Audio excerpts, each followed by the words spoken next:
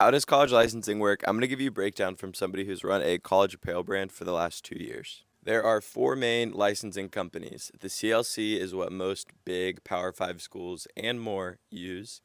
Affinity is going to be a lot of smaller schools, group of five. Exemplar Associates is for like the Harvards and the UPenns, and other schools use brand comply, which means they run it independently. You can find it really quick just by Googling Clemson University licensing and click on the first link that pops up.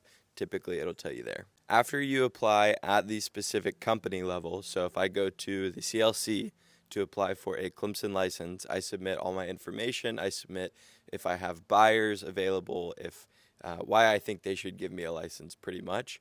The CLC will communicate with the school and they will decide whether they want to give me a license or not. If I am then granted a license, I have to submit artwork. So this picture right here, I send through the CLC's website to Clemson. Clemson will either make changes or send it back saying that it is good and ready for production. At that point, after you start selling units, you have to pay royalties to the school. So let's say Clemson is, I believe, 16 or 18%. So every month, depending on the school, but every month I have to tell Clemson how many units I've sold, how much gross revenue I made, and from that number, they figure out how many royalties I owe them. Other schools, like a lot of the schools in Affinity, report quarterly. So every 3 months, I have to generate that report. Typically, it's an Excel file that outlines each individual order I had because they like to see the zip code and the dollar amount, all that good stuff. The licensing fee structure outside of royalties depends on the school and the provider.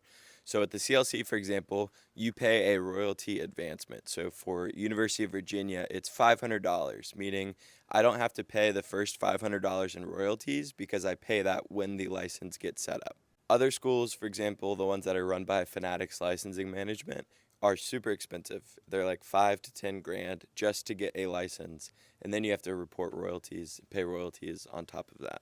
In general, it is a big pain in the butt, but if you want to do it properly, if you want to be able to sell goods, licensed goods, whether it's apparel or notebooks or cups, whatever, and you want to be around for the long run, if you want to build a business with value, 100% I would recommend going the licensing route.